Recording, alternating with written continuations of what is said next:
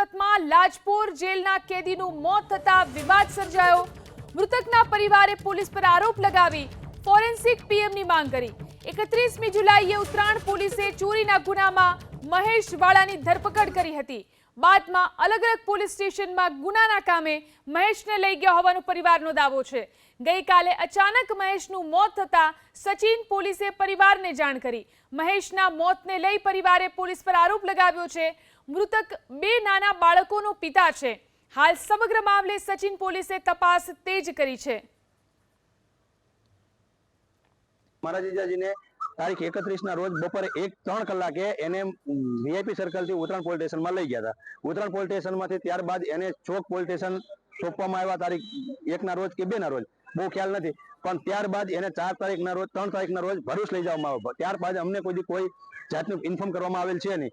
ત્યારબાદ કોઈ અમારો ફોન આવેલ છે। ડાયરેક્ટ એ લોકોએ અમને કાલે 7 વાગે ફોન કર્યો કે ભાઈ આવું બન્યું છે, સારું કઈ નહીં। ત્યારબાદ એ લોકોએ મને ફોન કર્યો તો એનું ડેટ થઈ ગયું 11 વાગે। તો કેમ પોલીસ વાળા મને 7 વાગે ઇન્ફોર્મ કરી?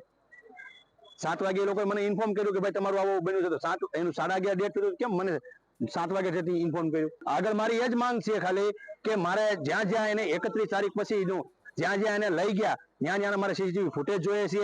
જ્યાં એને લઈ ગયા 31 તારીખથી લઈ અને 7 તારીખ સુધીના મારે સીસીટીવી ફૂટેજ જોઈએ છે, પ્લસ બીજું કોઈ નહીં તો કઈ નહીં, મારે એમાં ફોરેન્સિક જાંચ જોઈએ છે।